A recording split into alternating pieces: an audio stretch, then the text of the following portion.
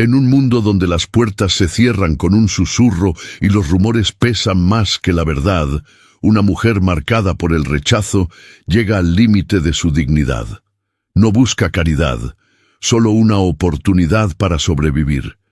Pero al cruzar el umbral de aquella hacienda silenciosa, descubre que el hombre que debía negarle todo será, quizá, quien más la necesite. Entre deudas ocultas, heridas antiguas y un pasado que amenaza con resurgir, una decisión cambiará el destino de ambos.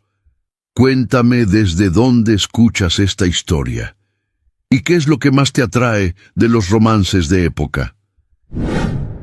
En el corazón de la Nueva España, en las afueras polvorientas de Puebla de Los Ángeles, año de 1835, el sol abrasador caía como un castigo divino sobre las tierras áridas. María Isabel de la Cruz, una joven de 22 años, con ojos negros como la medianoche y cabello recogido en un moño severo bajo su mantilla de encaje negro, caminaba con pasos firmes pero temblorosos por el sendero empedrado que llevaba a la hacienda El Sol Naciente.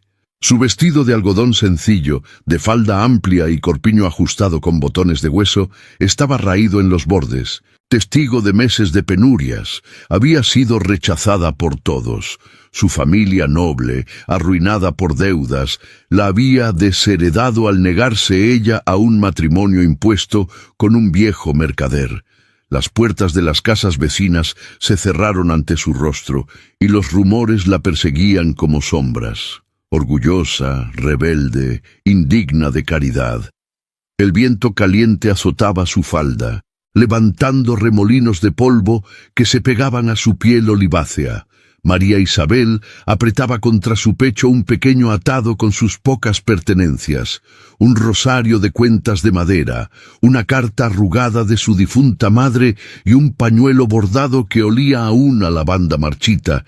¿Qué haré ahora?, murmuraba para sí, mientras el peso de la soledad le oprimía el corazón. Había oído hablar de don Antonio Rafael Mendoza, el hacendado viudo que regentaba aquellas vastas extensiones de maíz y agave.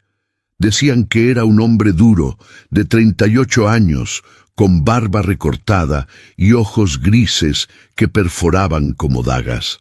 Su esposa había muerto en el parto de su único hijo, hace 5 años, y desde entonces la hacienda parecía un reino de silencio y trabajo incansable. Algunos lo llamaban el Lobo de Puebla, por su astucia en los tratos y su rechazo a las vanidades de la ciudad.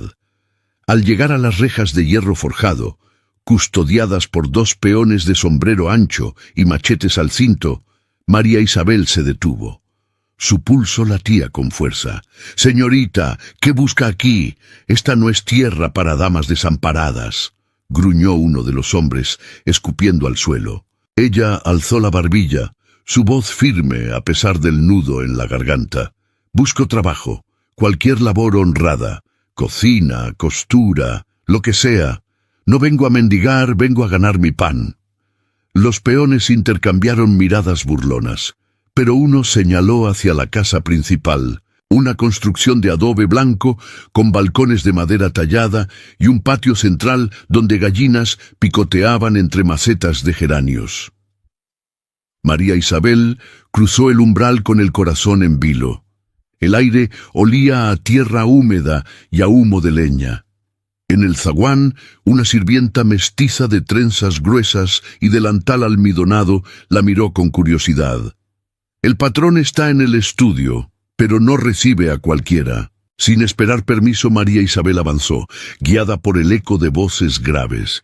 Empujó la puerta entreabierta y allí estaba él. Don Antonio, de pie junto a una mesa de caoba cubierta de mapas y cuentas, su chaleco de lana oscura ceñido sobre una camisa de lino blanco, pantalones de paño y botas altas lustradas. Su rostro, marcado por líneas de fatiga y una cicatriz fina en la mejilla izquierda, se volvió hacia ella con sorpresa. «¿Quién es usted y qué hace en mi hacienda?», preguntó con voz ronca, como el trueno lejano.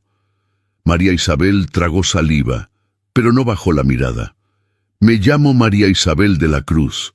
He sido rechazada por mi familia y por la ciudad. Necesito trabajo. Puedo limpiar, cocinar, cuidar de su hijo si es preciso. No tengo nada, pero tengo manos dispuestas y un corazón honrado. Él la observó en silencio, sus ojos grises recorriendo su figura demacrada. El aire se espesó con tensión. Don Antonio se acercó un paso, y ella notó el aroma a tabaco y cuero que lo envolvía. Rechazada por todos, dice, ¿y qué la hace pensar que yo la aceptaré?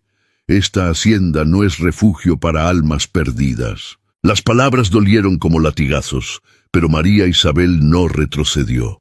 Porque usted también conoce la pérdida, señor.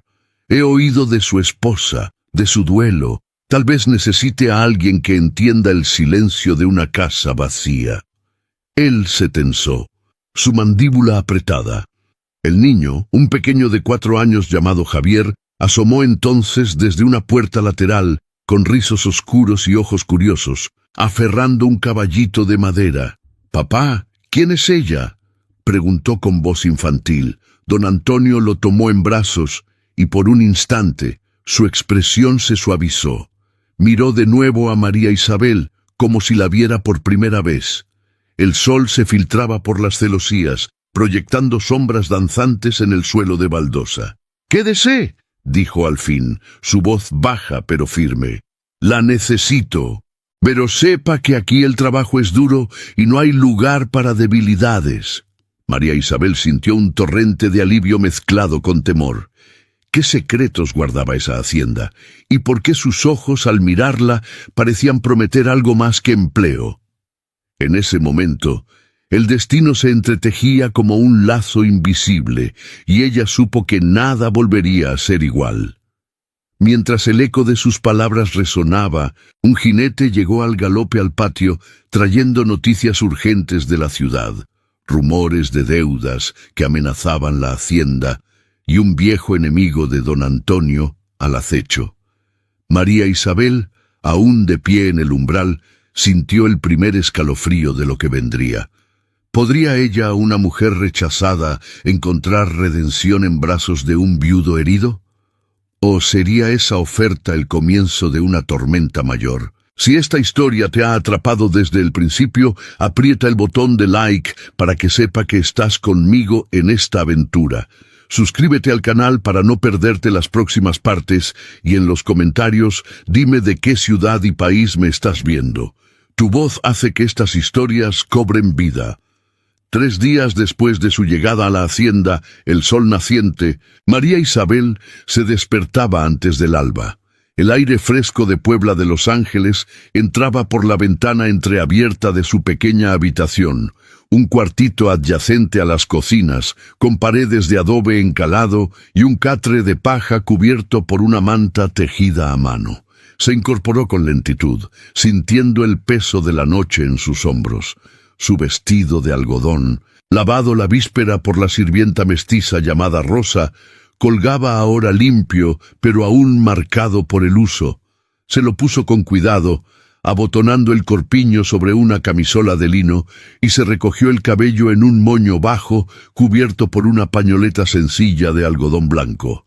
No había espejos en ese rincón humilde, solo un lavabo de barro con agua fría que refrescaba su rostro oliváceo, marcado por ojeras de insomnio. Bajó al patio central, donde el cielo se teñía de rosados y naranjas. La hacienda bullía ya en su rutina diaria. Peones con pantalones de manta y camisas de algodón arremangadas cargaban sacos de maíz hacia los mulos, mientras el mayordomo, un hombre robusto de 50 años llamado Sebastián, gritaba órdenes con voz grave. «Apúrense, que el sol no espera a los perezosos». El aroma a tierra mojada por el rocío se mezclaba con el humo de las fogatas donde se preparaba el atole y las tortillas. María Isabel tomó un balde de madera y se unió a las mujeres en la fuente, lavando ropa con jabón de ceniza. Sus manos, antes suaves por la vida en la casa familiar, ahora se enrojecían con el agua helada. Rosa, de 30 años, Con su delantal almidonado y trenzas adornadas con cintas rojas, le sonrió con calidez. «No te aflijas, niña. Aquí todas empezamos así. El patrón es justo, pero exige lo suyo». El desayuno se sirvió en la cocina principal, un espacio amplio con fogón de leña y mesas de roble. María Isabel ayudó a servir tazones de chocolate espeso y pan de maíz a los trabajadores. Observó la jerarquía sutil. Los peones comían de pie, los sirvientes en bancos y el mayordomo en una mesa aparte. Don Antonio no aparecía aún. Decían que revisaba las cuentas al amanecer. Javier, el niño de rizos oscuros, correteaba por el patio con su caballito de madera, riendo cuando un gallo lo perseguía. María Isabel se acercó, arrodillándose a su altura. «Buenos días, pequeño. ¿Quieres que te cuente un cuento mientras comes?» Javier la miró con ojos grandes, heredados de su padre, y asintió. «Sí, de princesas que no se rinden». Ella sonrió, sintiendo un pinchazo en el pecho. En su mundo anterior, en la casa de sus padres en el centro de Puebla, las mañanas eran de rezos familiares y bordados finos. Ahora, el sudor perlaba su frente y el polvo se adhería a sus zapatos de cuero gastado. Al mediodía, el sol abrasador obligaba a una pausa. María Isabel fue enviada a la casa principal para limpiar los salones. La construcción de adobe blanco, con sus balcones tallados y techos de teja roja, exudaba una grandeza melancólica. Atravesó el zaguán fresco, donde retratos de antepasados miraban con severidad. Un Mendoza de bigote encerado y uniforme militar, recordatorio de glorias pasadas en las guerras de independencia. En el salón principal, polvorientas alfombras persas cubrían el piso de baldosa, y un piano de caoba, cubierto por una tela, parecía olvidado. Limpió con un trapo húmedo las estanterías llenas de libros en español y latín, tratados de agricultura, vidas de santos, un volumen manoseado de Don Quijote.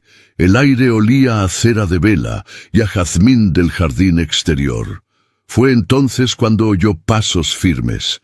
Don Antonio entró, con su chaleco de lana oscura sobre la camisa blanca, pantalones de paño ajustados y botas altas manchadas de tierra. Llevaba un sombrero de ala ancha en la mano, y su barba recortada enmarcaba una expresión concentrada. «Señora de la Cruz, ¿ya se acostumbra a la vida aquí?» Su voz ronca cortó el silencio como un cuchillo. María Isabel se enderezó, dejando el trapo. «Lo intento, señor. El trabajo es honrado, y el niño, Javier, me alegra el día». Él se acercó al piano, rozando la tela con dedos callosos. «Mi esposa tocaba esto, era su refugio. Desde que se fue, la casa guarda demasiados ecos».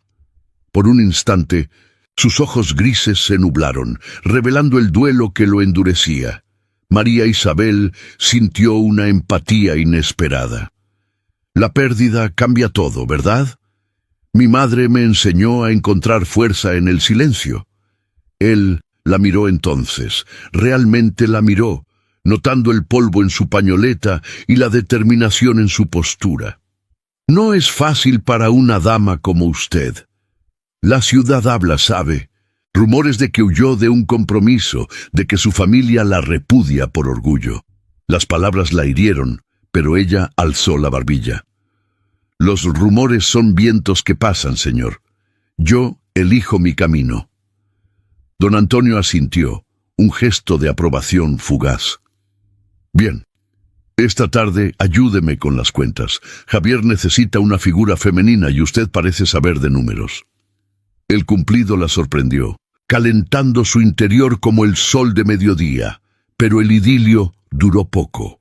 Al atardecer, mientras María Isabel jugaba con Javier en el patio, enseñándole a contar las estrellas tempranas, Rosa se acercó con el rostro pálido. «Niña, un mensajero de la ciudad. Trae una carta para el patrón. Dice que es de un tal don Gregorio Valdés, un acreedor viejo. Habla de deudas pendientes, de tierras que podrían perderse si no pagan pronto. María Isabel sintió un nudo en el estómago. Don Antonio desde el porche tomó el sobre con manos tensas, rompiéndolo con un gesto seco. Su expresión se endureció al leer. «Maldito sea», murmuró. Miró hacia el horizonte, donde el sol se hundía en tonos rojos como sangre. Javier tiró de la falda de María Isabel. «Tía, ¿por qué papá está triste?» Ella lo abrazó, pero su mente bullía. ¿Qué secretos ocultaba esa hacienda? ¿Y cómo una mujer rechazada como ella podría ayudar en la tormenta que se avecinaba? En la cena, servida bajo la luz de velas de cebo, el mayordomo Sebastián comentó en voz baja a los peones: «El lobo de Puebla tiene enemigos. Ese Valdés es un buitre, siempre al acecho». María Isabel, sirviendo el mole de guajolote, captó las miradas de recelo. La hacienda, con su aparente paz, empezaba a revelar grietas. Esa noche, acostada en su catre, oyó un susurro lejano, el viento trayendo ecos de la ciudad, y quizás el primer aleteo de un peligro mayor. ¿Podría don Antonio confiar en ella?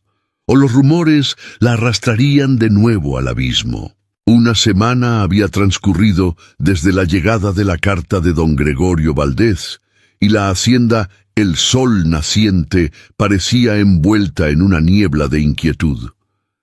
María Isabel se movía por los corredores de adobe con mayor sigilo, notando cómo las conversaciones de los peones se acallaban al pasar ella.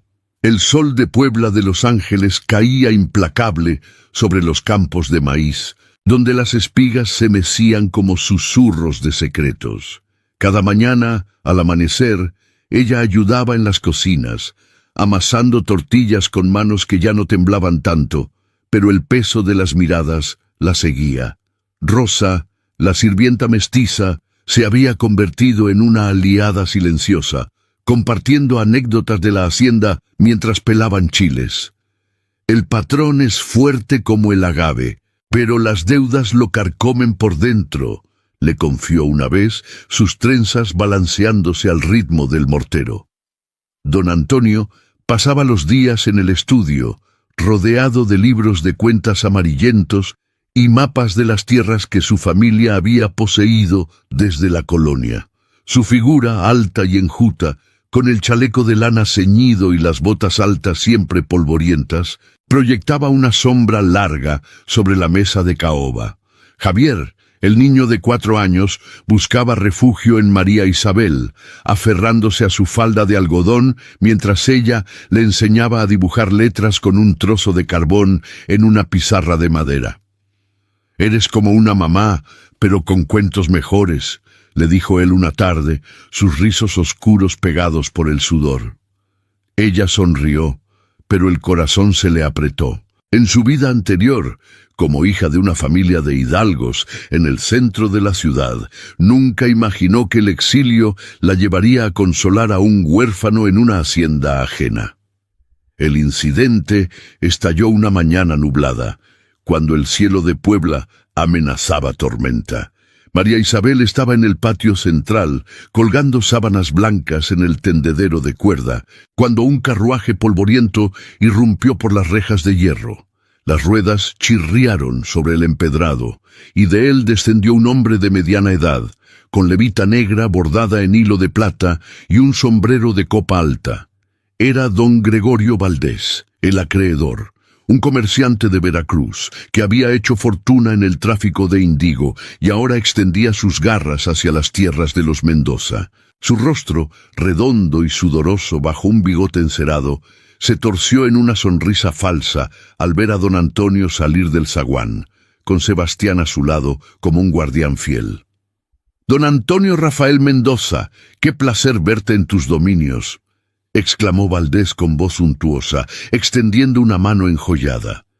Don Antonio no la tomó. En cambio, cruzó los brazos sobre su camisa de lino, los ojos grises fríos como el acero. «Diga lo que ha venido a decir, Valdés. Sus cartas ya han sido claras». El visitante rió, un sonido gutural que hizo retroceder a las gallinas. «Clarísimas, amigo mío. Las deudas de tu padre, heredadas por ti tras la independencia, suman una fortuna.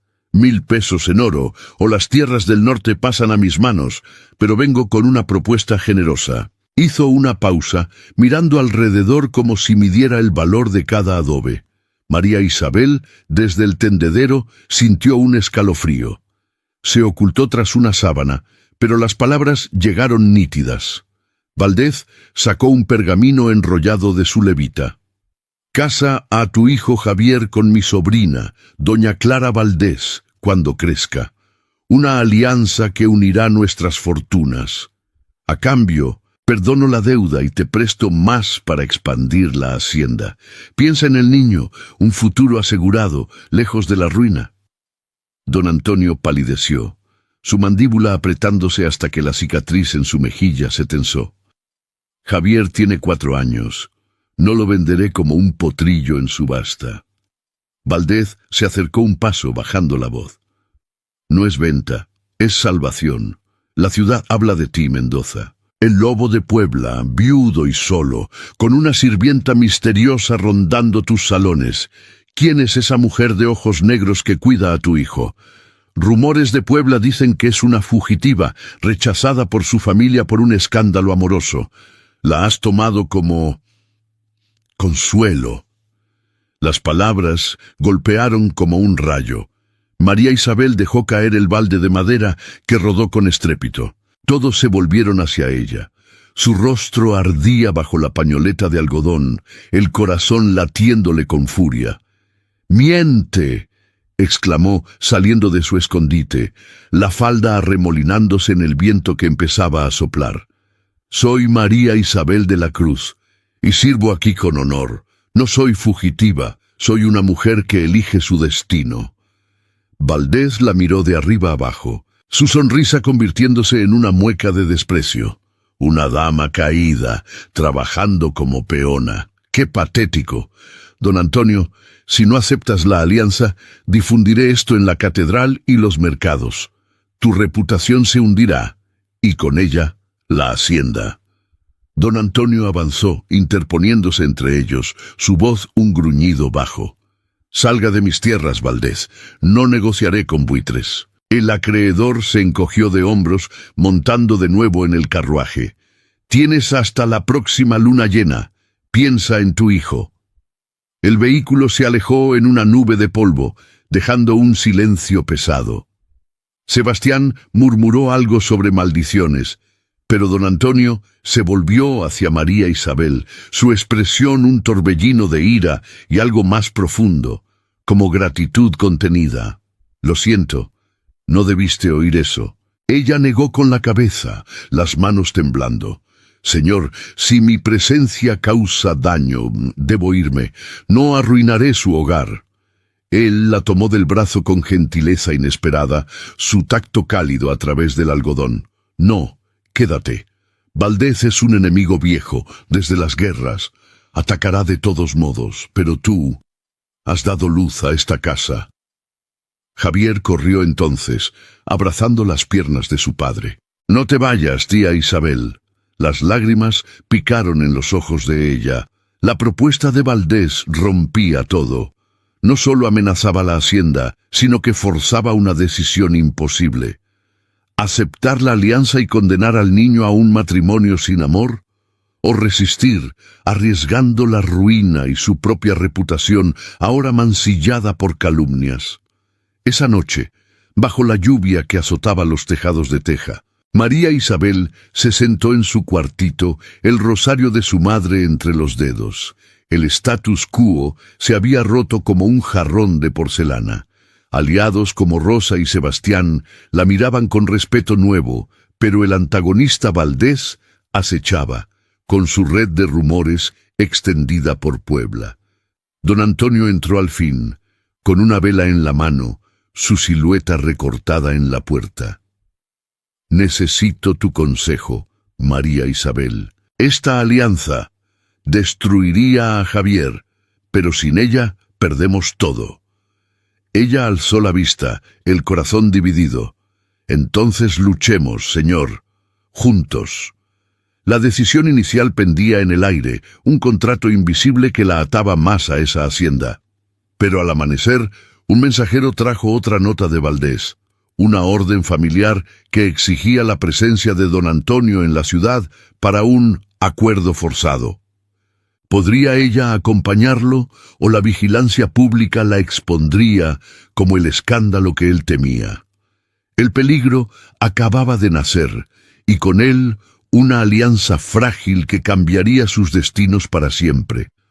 2 días después de la llegada de la nota de don Gregorio Valdés, la hacienda El Sol Naciente se preparaba para un viaje inevitable a Puebla de Los Ángeles. María Isabel observaba desde el patio cómo don Antonio ajustaba las riendas de su caballo castrado, un animal robusto de crines negras que piafaba impaciente.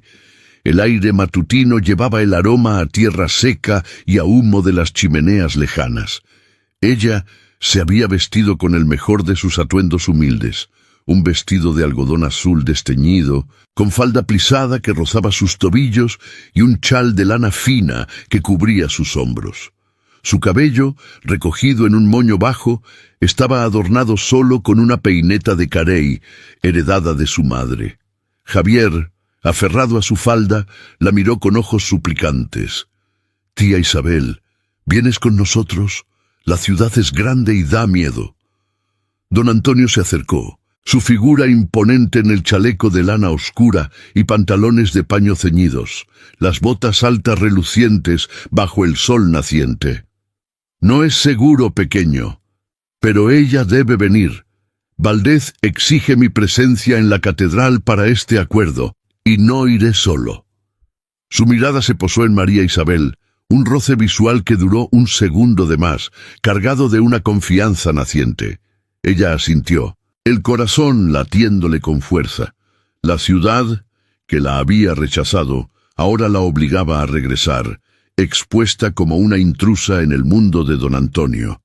Sebastián, el mayordomo, cargó las alforjas con provisiones, pan de maíz, queso fresco y una botella de pulque para el camino. Rosa le entregó a María Isabel un pequeño broche de plata, un alfiler con forma de flor de maguey. «Para suerte, niña. En la ciudad las lenguas son venenosas». El trayecto duró horas bajo el sol implacable. Cabalgaron por caminos empedrados flanqueados de nopales y magueyes, con el volcán Popocatépetl vigilando a lo lejos como un gigante dormido. María Isabel montaba una yegua mansa prestada, sintiendo el vaivén rítmico que le recordaba su libertad perdida. Don Antonio cabalgaba a su lado, en silencio al principio, pero luego habló de la hacienda. «Mis antepasados la fundaron en tiempos de la colonia, tierras fértiles, pero las guerras de independencia las saquearon.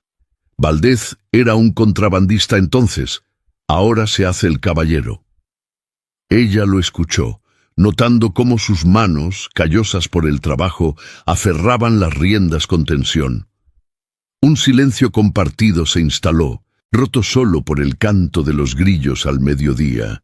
En un alto para descansar junto a un arroyo, sus dedos rozaron al pasar el odre de agua.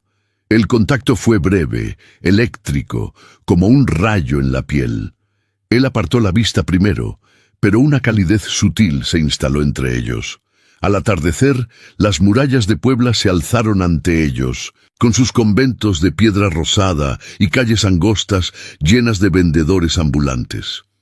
La catedral dominaba el centro, su fachada barroca iluminada por antorchas. Don Antonio desmontó primero, ayudando a María Isabel con una mano firme en su cintura. «Mantén la cabeza alta, no dejes que te vean débil». Entraron al zaguán de la catedral, donde el aroma a incienso y cera derretida envolvía el aire. La misa vespertina reunía a la élite, damas con mantillas de encaje negro y peinetas de concha, caballeros en levitas bordadas y tricornios. María Isabel sintió las miradas como agujas. Una mujer de rostro afilado, doña Beatriz López, vecina de su familia caída, susurró a otra: «Mirad, la rebelde de los de la Cruz, ahora sirvienta de un hacendado. ¡Qué caída!». Valdés esperaba en un banco lateral, su levita negra reluciente bajo la luz de los candelabros. Al verlos, Su bigote se curvó en una sonrisa lobuna. Don Antonio y su acompañante, qué inesperado. Extendió el pergamino, pero don Antonio lo rechazó con un gesto. Hable claro, Valdés, no ante Dios y testigos. El acreedor bajó la voz, pero suficiente para que las filas cercanas oyeran. La alianza con mi sobrina Clara salvará tu hacienda, pero si insistes en esta farsa con la dama rechazada, difundiré que la has tomado como amante. La iglesia no perdona escándalos. María Isabel palideció, el broche en su chal apretándose contra su pecho como un talismán. La humillación sutil la golpeó. Fricciones de clase evidentes en las miradas de los feligreses. Murmullos sobre la viuda falsa y el lobo con presa. Don Antonio se interpuso, su voz un murmullo ronco pero firme. Basta, María Isabel es parte de mi casa, con honor. Tus amenazas no me doblegarán. Fue una defensa mínima, pero sus ojos grises se volvieron hacia ella con una promesa silente, un silencio compartido que la sostuvo. Valdés rió por lo bajo, observando desde las sombras como un depredador. La misa continuó, con el sacerdote entonando salmos, pero el aire estaba cargado de tensión. Al salir, bajo el cielo estrellado de la plaza, un grupo de damas se apartó de María Isabel como si portara la peste. Doña Beatriz comentó en voz alta, pobre hacendado enredado con una desheredada. La ciudad lo sabrá mañana. De regreso a la hacienda al amanecer siguiente, el polvo del camino se pegaba a sus ropas exhaustas. Javier los recibió con abrazos, ajeno al torbellino. En el salón principal, don Antonio se sentó junto al piano olvidado, rozando las teclas con dedos vacilantes. «Tócalo, si quieres», le dijo a María Isabel. Ella se acercó, sus manos sobre las suyas, en un roce accidental que inició un arco de emoción. El broche de maguey brillaba en su chal, símbolo de la suerte compartida. Tocó una melodía suave, un vals colonial, y por un instante el mundo se redujo a ese silencio íntimo. Él la miró, la mandíbula relajada por primera vez. Gracias por no huir hoy. Pero la euforia duró poco. Al mediodía, Rosa entró corriendo con un periódico local doblado. Una nota anónima en la Gaceta de Puebla, firmada por un amigo preocupado. Escándalo en la catedral. El viudo Mendoza y la fugitiva de la Cruz, inseparables en la misa. Alianza o pecado. Las palabras ardían como fuego. Don Antonio arrugó el papel, su rostro endureciéndose. María Isabel sintió el peso de la consecuencia social visible. La ciudad ahora los unía en rumores, atrayendo la ira de Valdés desde las sombras. ¿Cómo resistirían cuando el antagonista actuara con más fuerza y su reputación colgara de un hilo? La prueba semipública había pasado, pero el verdadero juicio apenas comenzaba. La tormenta llegó esa misma noche, como si el cielo de Puebla de Los Ángeles conspirara con los rumores. Relámpagos rasgaban el horizonte, y el viento aullaba contra las paredes de adobe de la hacienda El Sol naciente, obligando a todos a refugiarse en la casa principal. María Isabel corría por el patio central, recogiendo las sábanas que el vendaval había derribado del tendedero. El agua fría empapaba su vestido de algodón azul, pegándolo a su piel olivácea, mientras el chal de lana se adhería a sus hombros como una segunda piel. Javier, aterrorizado por los truenos, se había acurrucado en el zaguán, y Rosa lo consolaba con un abrazo firme, sus trenzas deshechas por la lluvia. Don Antonio apareció en la puerta del salón con una linterna de aceite en la mano que proyectaba sombras danzantes sobre su rostro marcado por la fatiga. Su camisa de lino, arremangada hasta los codos, revelaba antebrazos fuertes, surcados de venas por años de trabajo en los campos. «Adentro todas, esta no es noche para mojarse como perros callejeros», gritó por encima del rugido del viento. Tomó a María Isabel del brazo con urgencia, guiándola al interior cálido donde el fogón crepitaba con leños frescos. El contacto fue breve, pero su mano, cálida y áspera, dejó un rastro de calor que contrastaba con el frío que la invadía. Ella tembló, no solo por el agua, sino por la proximidad inesperada en ese confinamiento forzado por la tormenta.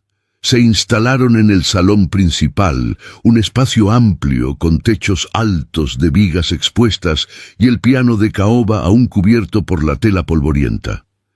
Sebastián cerró las contraventanas con tablones, asegurando el lugar contra las ráfagas, mientras Rosa preparaba chocolate espeso en una olla de barro sobre el fuego. Javier se aferró a las faldas de María Isabel, sus rizos oscuros húmedos y pegados a la frente.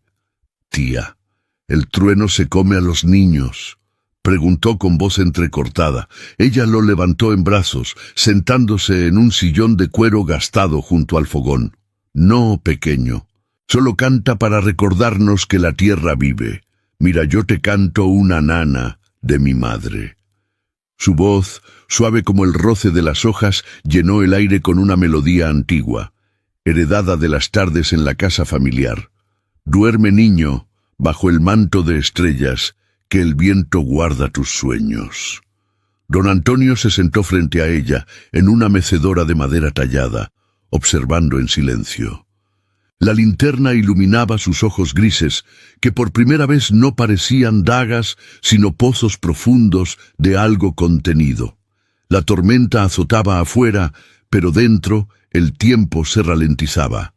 Javier se durmió en el regazo de María Isabel, su respiración rítmica como un reloj. Rosa y Sebastián se retiraron a las cocinas, dejando un velo de intimidad que ninguno esperaba. Esa canción. «Mi esposa la tarareaba al niño cuando era bebé», murmuró don Antonio, rompiendo el silencio. Su voz ronca se quebró ligeramente, revelando una grieta en su armadura. María Isabel alzó la vista, el corazón latiéndole con empatía. La pérdida de un ser amado deja ecos que no se apagan. Mi madre se fue de fiebre amarilla hace 2 años, en la epidemia que arrasó la ciudad. Yo la cuidé hasta el final, pero no pude salvarla. La culpa me persigue como una sombra». Él se inclinó hacia adelante, los codos sobre las rodillas, y por primera vez compartió su herida. «El parto de Javier la mató. Yo estaba en los campos, negociando con mercaderes de Veracruz, cuando el mensajero llegó. Regresé demasiado tarde. Desde entonces esta hacienda es un mausoleo. Trabajo sin parar para no pensar, pero el silencio de las noches me ahoga». Sus dedos rozaron el broche de maguey que ella llevaba en el chal, un gesto accidental que se prolongó 1 segundo de más. El objeto heredado, símbolo de su llegada, ahora parecía unirlos. La flor de plata brillaba bajo la luz del fuego, como un lazo tácito. María Isabel sintió el pulso acelerarse, pero no apartó la mano. «Usted no es solo el lobo de Puebla, don Antonio, es un padre que protege lo suyo, y yo vengo de una familia que me vendía por deudas. Elegí la libertad, aunque doliera». La temperatura emocional cambió en ese instante. Él la miró con una intensidad nueva, no de patrona sirvienta, sino de igual a igual. «Quédese no solo por el trabajo, María Isabel. Quédese porque esta casa necesita su luz. Y yo necesito creer que hay segundas oportunidades». Era una promesa silente, un gesto que humanizaba al viudo endurecido. Sus hombros se relajaron y un atisbo de sonrisa curvó sus labios bajo la barba recortada. Ella asintió, el calor del fogón mezclándose con el de su mirada. Por un momento, el mundo exterior desapareció. Solo existían ellos, el niño dormido y el eco de la tormenta que los confinaba en esa confidencia profunda. Pero el antagonista no dormía. Al amanecer, cuando la lluvia cesó dejando charcos que reflejaban el cielo gris, un jinete empapado llegó a las rejas. Era un enviado de don Gregorio Valdés, un peón de rostro curtido y sombrero chorreante, que entregó un sobre sellado con cera roja. Don Antonio lo abrió en el zaguán, su expresión endureciéndose al leer: otro ultimato. Valdés ha enviado espías a la ciudad. Sabe de nuestra presencia en la catedral y amplificará los rumores. Exige una respuesta en 3 días o embargará las primeras tierras. María Isabel, que se acercaba con Javier en brazos, sintió el golpe como un balde de agua fría. La marea emocional bajaba abruptamente. La intimidad de la noche se rompía ante la amenaza real. Rosa, desde la cocina, murmuró: «Ese buitre no descansa». Don Antonio arrugó la carta, pero sus ojos se volvieron hacia ella con urgencia. «¿Qué haremos ahora? La tormenta pasó, pero la verdadera acaba de llegar». El gancho del destino se tensaba, y María Isabel supo que su confianza naciente sería probada en el fuego de la intriga. El sol del mediodía caía como plomo fundido sobre la hacienda el sol naciente, tiñendo los campos de maíz de un dorado seco que crujía bajo las botas de los peones. María Isabel caminaba por el sendero empedrado hacia la casa principal, con una cesta de lino en el brazo llena de hierbas frescas para el guisado de la noche. Su vestido de algodón, ahora teñido de un azul más claro por los lavados repetidos, se adhería a su piel por el sudor, y el chal de lana colgaba flojo sobre sus hombros. Habían pasado 2 días desde la tormenta y la confidencia compartida con don Antonio aún flotaba en el aire como un perfume sutil, pero la carta de Valdés la había empañado todo. Javier correteaba adelante, lanzando piedrecitas a un charco residual. Su risa infantil, un bálsamo temporal contra la inquietud que crecía en su pecho. En el zaguán, Rosa la interceptó con el rostro demudado, sus trenzas desordenadas y el delantal manchado de harina. «Niña, ven rápido. El patrón está en el estudio con Sebastián. Ha llegado más gente de la ciudad. No es bueno». María Isabel dejó la cesta y aceleró el paso, el corazón latiéndole con un presentimiento funesto. El aire dentro de la casa olía a tinta fresca y a pergaminos viejos, un aroma que precedía siempre a las malas nuevas. Empujó la puerta del estudio, una habitación austera con estanterías de madera llenas de libros de cuentas y un crucifijo de plata sobre la mesa de caoba. Don Antonio estaba de pie, rígido como un poste, frente a 3 hombres de levitas oscuras y sombreros en las manos, emisarios de don Gregorio Valdés, acompañados por un notario de Puebla con pluma y libro mayor en mano. «¿Qué significa esto?», preguntó don Antonio con voz ronca, su barba recortada enmarcando una mandíbula tensa. El notario, un hombre flaco de 60 años, con gafas redondas y corbata de seda raída, carraspeó: «Don Antonio Rafael Mendoza, por orden del Tribunal Eclesiástico de Puebla, instigado por la denuncia de don Gregorio Valdés, se le requiere comparecencia inmediata.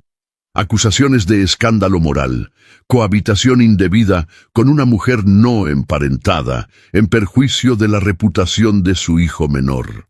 María Isabel se congeló en el umbral, el broche de maguey en su chal pareciendo quemarle la piel. Los emisarios la miraron con desdén, uno de ellos susurrando: «La misma de los rumores, la fugitiva que calienta la cama del viudo». Don Antonio golpeó la mesa con el puño, haciendo saltar la tinta del tintero. «Mentiras. María Isabel es una sirvienta honrada en mi casa. Valdés difama para forzar su alianza vil». El notario desplegó un pergamino sellado con el emblema de la catedral, su voz monótona como un responso.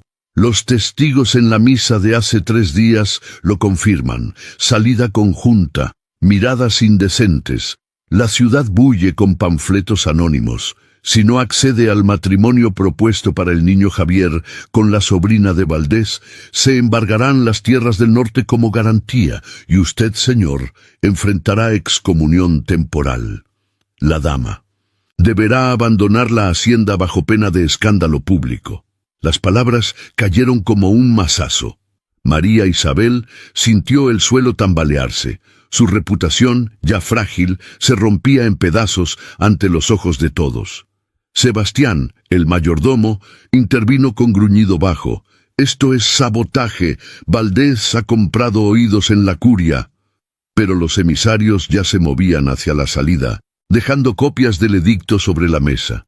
Don Antonio se volvió hacia María Isabel, sus ojos grises nublados por una tormenta interna. «No les crea, pero esto hiere profundo. La hacienda depende de mi nombre limpio». Ella tragó saliva, la voz temblorosa pero firme. «Señor, mi presencia los arma. Debo irme antes de que arrastre a Javier a la ruina». Él negó con la cabeza, pero el daño estaba hecho.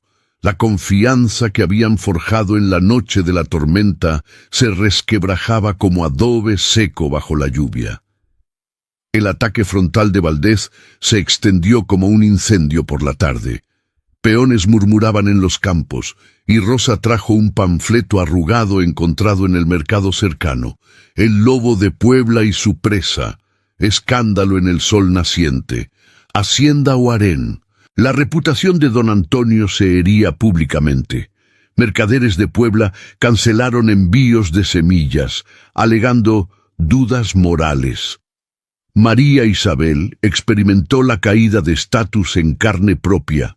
Al servir el almuerzo en el patio, las mujeres de la hacienda la miraban de reojo, y un peón mayor escupió al suelo al pasar. «Mala suerte traes, forastera». El aislamiento la envolvió como una capa pesada. Incluso Javier, ajeno pero sensible, se aferró menos a ella preguntando: «¿Por qué todos gritan, tía?». La consecuencia tangible llegó al atardecer. Un mensajero del tribunal eclesiástico galopó hasta las rejas entregando una orden legal. Embargo provisional de 2 parcelas de maíz, valoradas en 500 pesos, hasta resolución. Don Antonio, en el porche, arrugó el papel con manos temblorosas. «Perdemos apoyo. Los aliados en la ciudad se apartan, temen mancharse». María Isabel se acercó, pero él levantó una mano, separándolos emocionalmente por primera vez. «Quédese en sus aposentos esta noche. No puedo arriesgar más». El equilibrio se rompía. La alianza frágil del viaje a la ciudad se convertía en carga. Ella retrocedió, lágrimas calientes en los ojos, sintiendo el exilio interno. El momento sin vuelta había llegado. Su decisión de quedarse en la hacienda, nacida de empatía, ahora la convertía en el blanco del complot, imposibilitando cualquier retorno a la normalidad perdida. Esa noche, bajo un cielo estrellado sin luna, don Antonio se retiró al estudio solo, su silueta solitaria recortada contra la ventana. María Isabel, en su cuartito, apretó el rosario de su madre, el corazón dividido entre lealtad y supervivencia. Un ultimato social pendía. Al amanecer, Valdés convocaba una asamblea en Puebla para discutir el futuro de los Mendoza.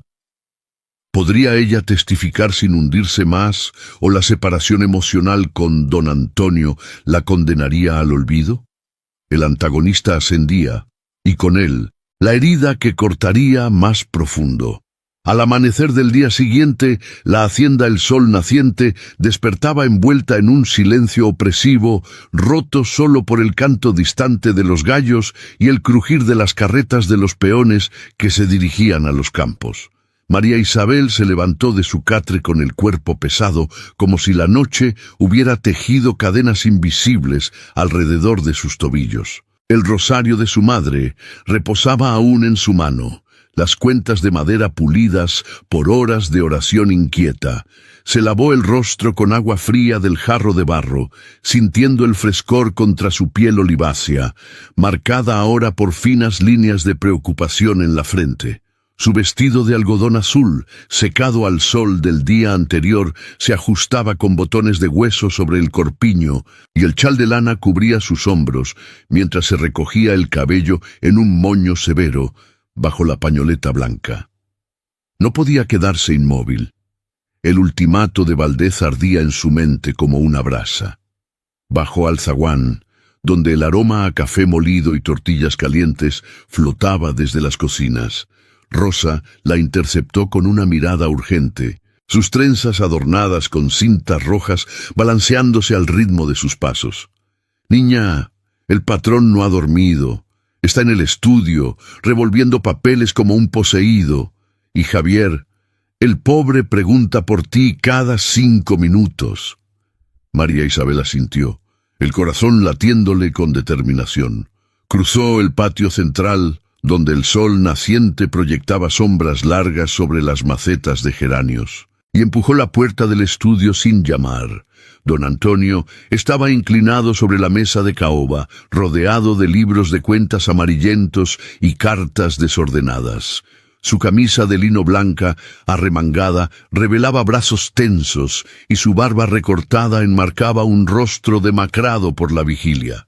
Al verla, se enderezó, pero su expresión era un muro de culpa contenida.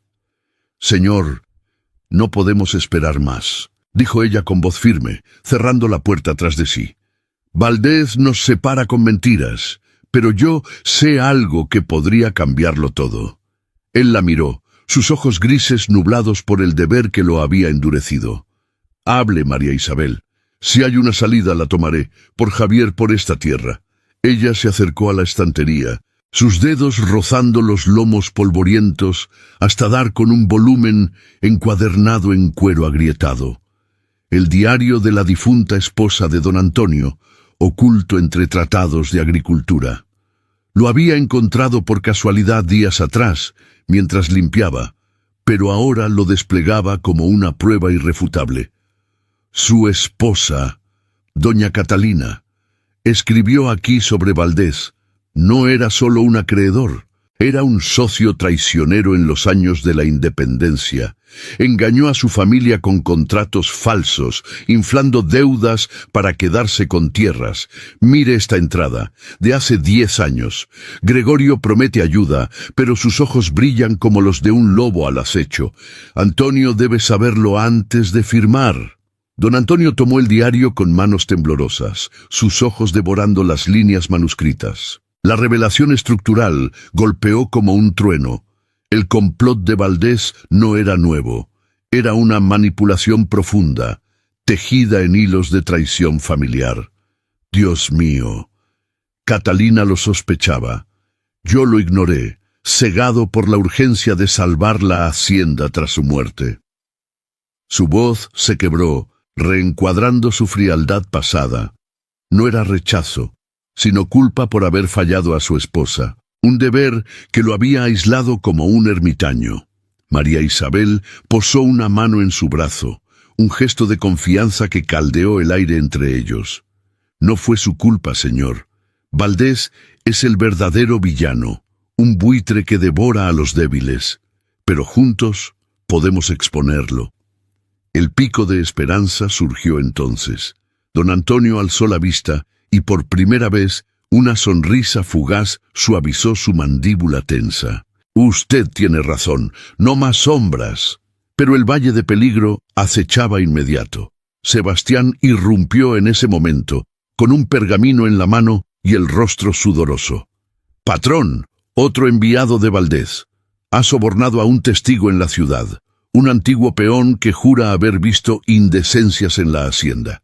La asamblea en Puebla se adelanta. Mañana, en la Plaza Mayor, expondrá su versión ante la élite. Si no vamos, el embargo se extiende a toda la propiedad». La amenaza mayor, evocada por el avance, el antagonista respondía con ferocidad, avivando la indignación contra su codicia manipuladora. María Isabel sintió el pulso acelerarse, pero en lugar de retroceder, asumió agencia. «Iré yo también, no como sirvienta, sino como testigo. Escribiré una carta al obispo, con pruebas del diario. La entregaré en la asamblea pública y ante todos». Don Antonio la miró con admiración contenida, su mano cubriendo la de ella sobre el diario en un roce de confianza, no pasión. «Es riesgoso. La ciudad la juzgará. Ella negó con la cabeza, la voz ganando fuerza. Me juzgaron una vez y sobreviví. Ahora por usted, por Javier, alteraré su percepción. Valdés caerá por su propia avaricia.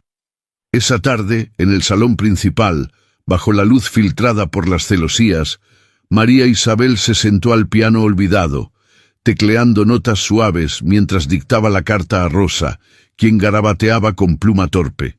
El objeto simbólico evolucionaba. El broche de maguey en su chal brillaba como emblema de su iniciativa social, un gesto que la elevaba de rechazada a defensora. Don Antonio observaba desde la puerta su silueta recortada, el deber cediendo ante una reaproximación sutil. «Gracias», murmuró, «me ha devuelto la fe». Pero Valdés no cejaba. Al atardecer, un jinete llegó con un panfleto nuevo, distribuido en los mercados de Puebla. La fugitiva y el viudo, complot contra la honra cristiana. La respuesta del antagonista avivaba el fuego, amenazando con quemarlo todo. María Isabel arrugó el papel, la indignación del público latiendo en su pecho como un tambor. Don Antonio se acercó, su presencia un pico de esperanza renovado. «Mañana, en la asamblea, luchemos como aliados». Ella asintió, el lazo entre ellos más fuerte, tejido en confianza. Sin embargo, el gancho final pendía. La convocatoria para el evento público decisivo en la Plaza Mayor de Puebla, donde la verdad chocaría con las mentiras, y el destino de la hacienda se decidiría bajo los ojos de la ciudad entera. ¿Podría su acción proactiva humillar al buitre o la manipulación de Valdés los arrastraría al abismo? El sol del mediodía ardía sobre la Plaza Mayor de Puebla de Los Ángeles, transformando el empedrado en un horno que hacía relucir las fachadas barrocas de la catedral y el palacio municipal. Multitudes se agolpaban bajo los toldos de lona, damas con mantillas de encaje negro y abanicos de plumas agitándose con furia, caballeros en levitas bordadas y tricornios ladeados murmurando entre sí. Era la asamblea convocada por don Gregorio Valdés, un foro público disfrazado de debate cívico sobre la honra de las familias nobles, pero todos sabían que era un juicio sumario contra los Mendoza. El aire olía a incienso de las misas cercanas, mezclado con el sudor de los vendedores ambulantes que ofrecían tamales y aguas frescas. Banderas tricolores ondeaban flojas, recordatorio de la independencia reciente, pero la tensión social bullía como un caldero a punto de desbordar. María Isabel avanzaba por el centro de la plaza, flanqueada por don Antonio y Sebastián, con el corazón martilleando contra su corpiño de algodón. Su vestido sencillo, de falda amplia en tonos terrosos y chal de lana bordado con hilos modestos, contrastaba con los atuendos opulentos de las damas. El broche de maguey, ahora pulido como un talismán, brillaba en su pecho, símbolo de su agencia ganada. Javier había quedado en la hacienda con Rosa, pero su ausencia pesaba como una cadena. Don Antonio, a su lado, caminaba erguido en su chaleco de lana oscura y pantalones de paño, las botas altas resonando con determinación. Sus ojos grises escaneaban la multitud, la cicatriz en su mejilla tensa como una cuerda de arco. «Mantenga la cabeza alta», murmuró él, su voz ronca un ancla en el caos. Ella asintió, pero las miradas la acribillaban. Susurros de «la fugitiva» y «la sirvienta del lobo» cortaban como cuchillos. Valdés presidía desde un estrado improvisado frente al ayuntamiento, su levita negra reluciente bajo el sol, bigote encerado curvado en una sonrisa triunfal. A su lado, una testigo comprada, doña Beatriz López, la vecina chismosa de María Isabel, con rostro afilado y mantilla bordada en oro. «Ciudadanos de Puebla», proclamó Valdés con voz suntuosa, alzando un fajo de papeles como un dossier acusador. «Hoy exponemos el escándalo que amenaza nuestra moral cristiana. Don Antonio Mendoza, el lobo de Puebla, cohabita con esta mujer rechazada, María Isabel de la Cruz, mancillando su hacienda y el futuro de su hijo. Testigos lo confirman. Doña Beatriz, hable. La mujer se adelantó, su abanico temblando. Los vi en la catedral, inseparables como amantes. Ella, desheredada por rebelión, ahora calienta su lecho. Es pecado, y la Iglesia debe intervenir. La multitud rugió, un valle de indignación que ahogaba a María Isabel. Damas se santiguaban, caballeros negaban con la cabeza. Valdés agitó una carta falsa sellada con cera imitando el emblema eclesiástico. Pruebas irrefutables, embargo total a el sol naciente si no acepta la alianza honorable con mi sobrina Clara. Justicia para Puebla. El sabotaje final golpeaba. La testigo comprada y el documento forjado avivaban el fuego, amenazando con exiliarlos socialmente. Don Antonio palideció, su puño cerrándose, pero María Isabel dio un paso al frente, su voz cortando el bullicio como una espada. «Basta de mentiras, don Gregorio. Usted no busca honra, sino tierras robadas con engaños». El silencio cayó como una losa. Valdés rió, pero sus ojos se entrecerraron. «¿Pruebas, dama caída? Habla, si osas». Ella sacó el diario de doña Catalina de su chal, desplegándolo ante todos con manos firmas. Sebastián, a su lado, alzó la voz como testigo clave. «Escuchen, este es el diario de la difunta esposa de don Antonio. Aquí, en palabras de doña Catalina, Valdés traicionó a los Mendoza durante la independencia.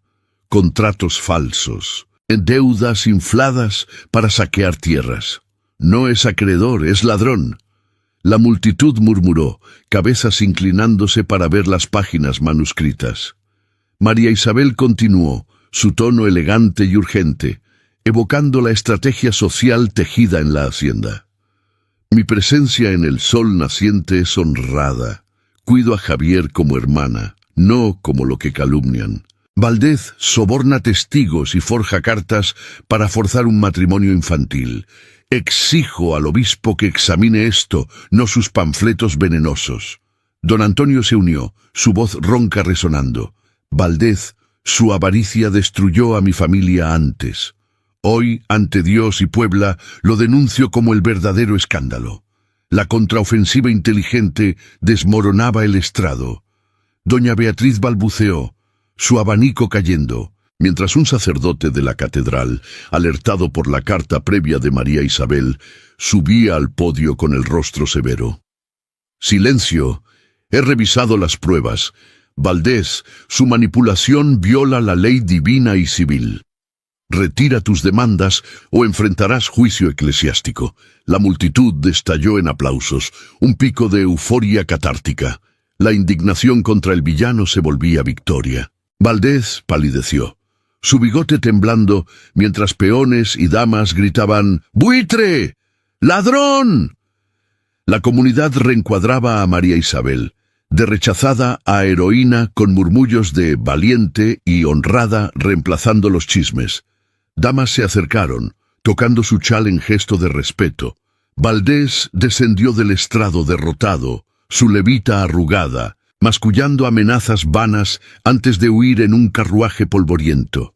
El sol se filtraba ahora como bendición, y la plaza vibraba con justicia cumplida. Don Antonio tomó la mano de María Isabel en un gesto público, no de patrón, sino de igual, sellando su elección moral. Honor sobre ruina, amor sobre miedo. La multitud vitoreó, validando su lazo ante todos. Si esta victoria te ha emocionado, suscríbete al canal para no perder ninguna otra historia emocionante como esta. El silencio posconflicto envolvió la plaza al atardecer, cuando la asamblea se disipaba en conversaciones animadas. Don Antonio y María Isabel se apartaron hacia un banco bajo un ficus centenario, el broche de maguey aún brillando como promesa. Sus dedos se entrelazaron en un roce tácito, un compromiso íntimo que no necesitaba palabras. Juntos habían elegido la verdad. Pero en el horizonte, un mensajero lejano cabalgaba con noticias de la hacienda. ¿Traería paz o el eco de Valdés aún acecharía? La plaza mayor de Puebla de Los Ángeles se vaciaba lentamente bajo el sol poniente, que teñía las fachadas barrocas de un naranja cálido, como si el cielo mismo celebrara la justicia recién ganada. María Isabel y don Antonio permanecían en el banco bajo el ficus centenario, sus manos aún entrelazadas, en un gesto silencioso que hablaba de elecciones compartidas. El bullicio de la asamblea se desvanecía en murmullos lejanos, y el aroma a jazmín de los jardines cercanos se mezclaba con el polvo asentado. Ella levantó la vista hacia él, notando cómo la cicatriz en su mejilla se suavizaba bajo la luz menguante. «Hemos ganado, señor, pero ¿a qué precio?», murmuró, su voz un hilo de alivio teñido de fatiga. Don Antonio apretó su mano con gentileza, sus ojos grises, ahora claros como un arroyo tras la tormenta. «No más, señor María Isabel. Llámame Antonio. El precio fue alto, pero nos ha liberado». El mensajero de la hacienda llegó entonces, desmontando de un caballo sudoroso con un sobre en la mano. Era un peón joven, de sombrero ancho y camisa arremangada, que se inclinó con respeto. «De parte de Rosa y Sebastián, patrón. La noticia de la asamblea vuela por los caminos. Dicen que la hacienda celebra». Antonio tomó el sobre, rompiéndolo con un gesto rápido. Dentro, una nota breve de Sebastián detallaba el alivio inmediato. Mercaderes de la ciudad, enterados del complot de Valdés, reanudaban envíos de semillas y herramientas, rechazando cualquier lazo con el acreedor caído. Al día siguiente, el clímax legal se resolvió en el Palacio Municipal, un edificio de piedra rosada donde el aire olía a pergaminos y cera de sellos. El obispo, un hombre anciano de sotana negra y crucifijo de oro al pecho, presidía la audiencia con gravedad. Valdés compareció, su levita arrugada y bigote desaliñado, flanqueado por un abogado nervioso que sudaba bajo el calor. «Su excelencia, todo fue un malentendido», balbuceó el acreedor, pero el sacerdote alzó una mano, desplegando el diario de doña Catalina junto a testimonios de peones honestos. «Malentendido no, don Gregorio. Sus manipulaciones datan de la independencia. Contratos falsos, deudas infladas. Ha violado no solo la ley civil, sino el mandamiento divino de no codiciar. La sanción cayó como un martillo. Exilio voluntario de Puebla por 5 años, pérdida de derechos sobre cualquier tierra mendocina y una multa de 1,000 pesos en oro destinada a reparar daños a familias afectadas por sus usuras». Valdés palideció, su imperio de índigo y tratos turbios desmoronándose ante los ojos de la élite reunida. Doña Beatriz López, la testigo comprada, recibió una reprimenda pública y se retiró cabizbaja, su reputación mancillada para siempre.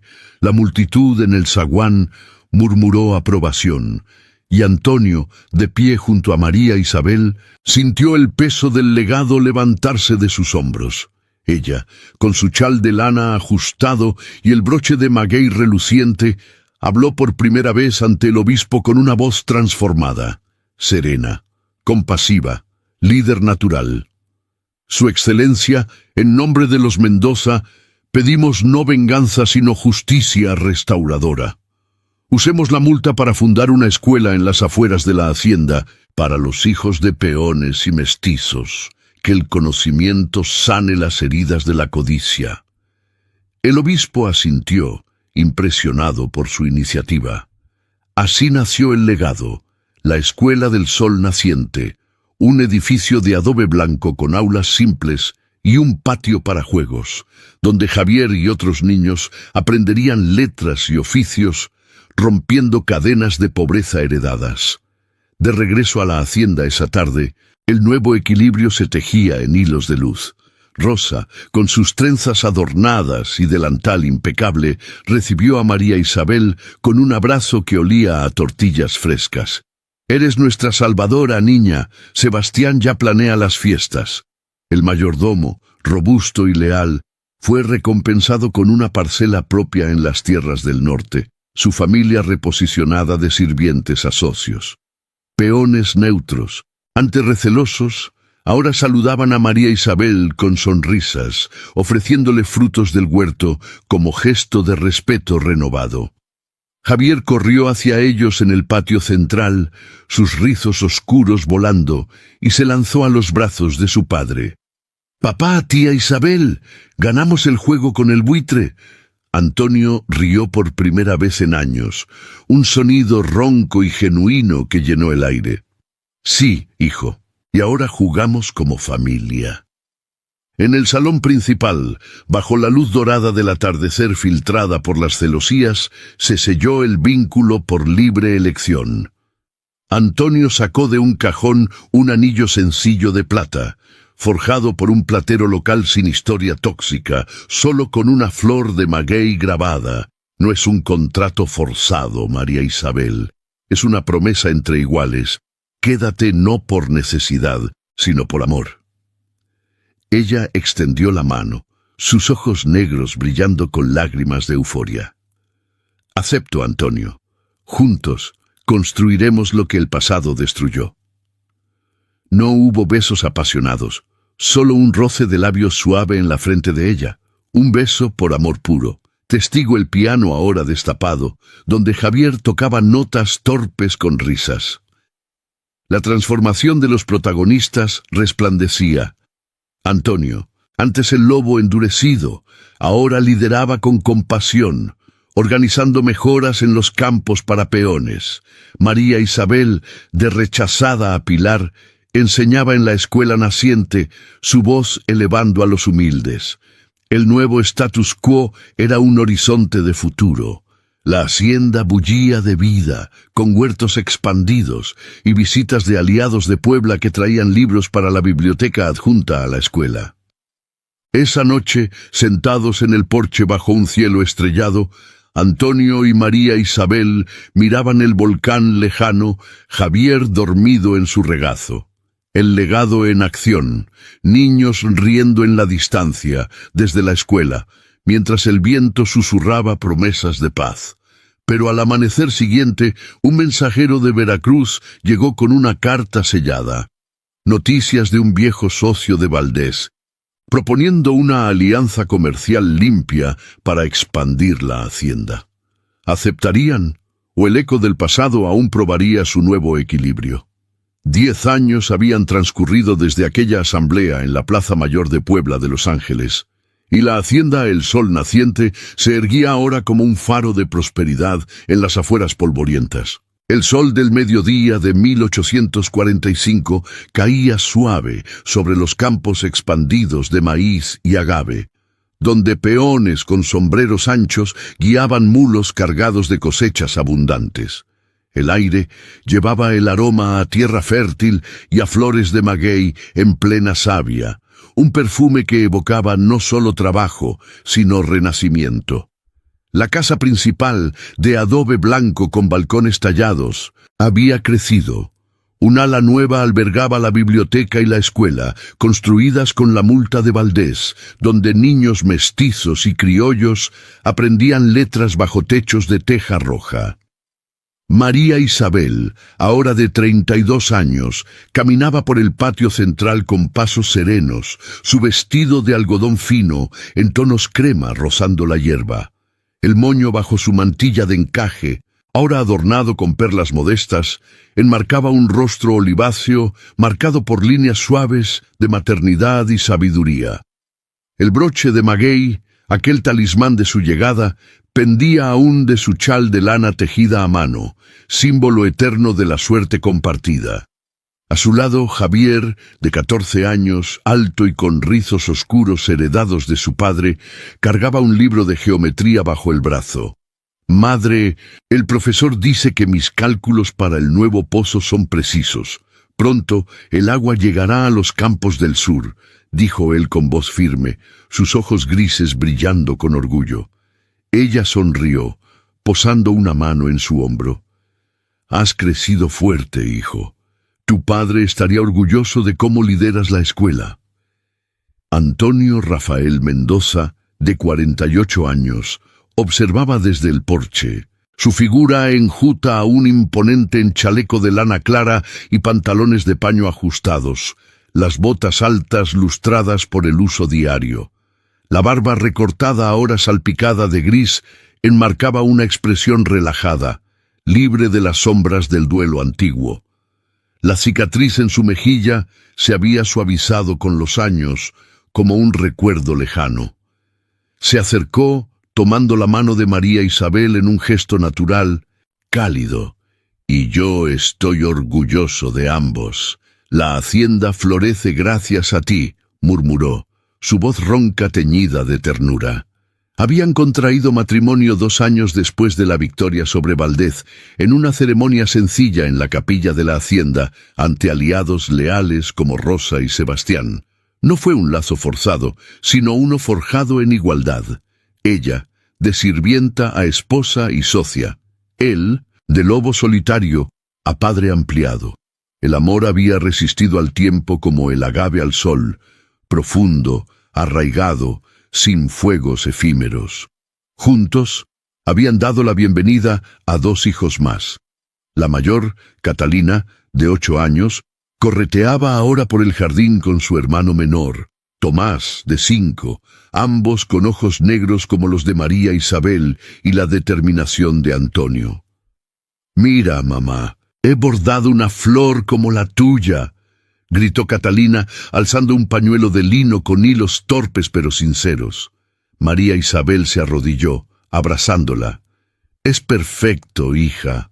Recuerda a mi madre que me enseñó lo mismo».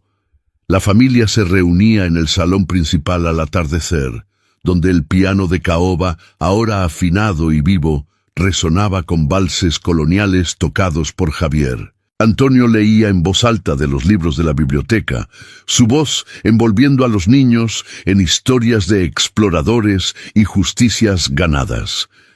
Pero no todos habían escapado indemnes. Don Gregorio Valdés pagó el precio más alto por su avaricia. Exiliado a Veracruz, su fortuna se desmoronó en litigios interminables. Murió arruinado 5 años atrás, solo en una posada miserable, sus tierras vendidas a pedazos. Doña Beatriz López, la chismosa, se replegó en su casa de Puebla, ignorada por la sociedad que una vez cortejaba, su lengua afilada silenciada por el oprobio.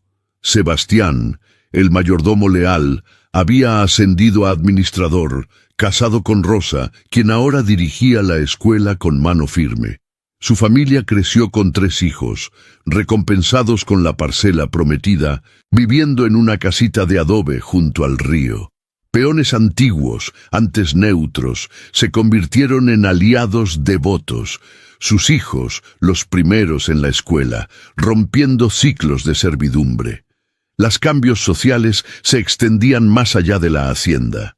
La Escuela del Sol Naciente educaba a 50 niños al año, enseñando no solo lectura, sino oficios y derechos, inspirando escuelas similares en pueblos cercanos.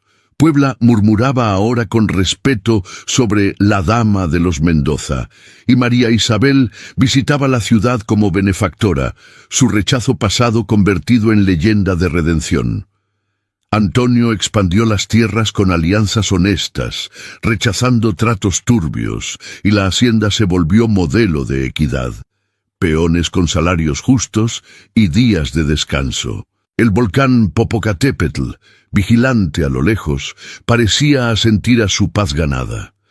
Esa tarde, sentados en el porche bajo un cielo de crepúsculo rosado, Antonio y María Isabel observaban a los niños jugar.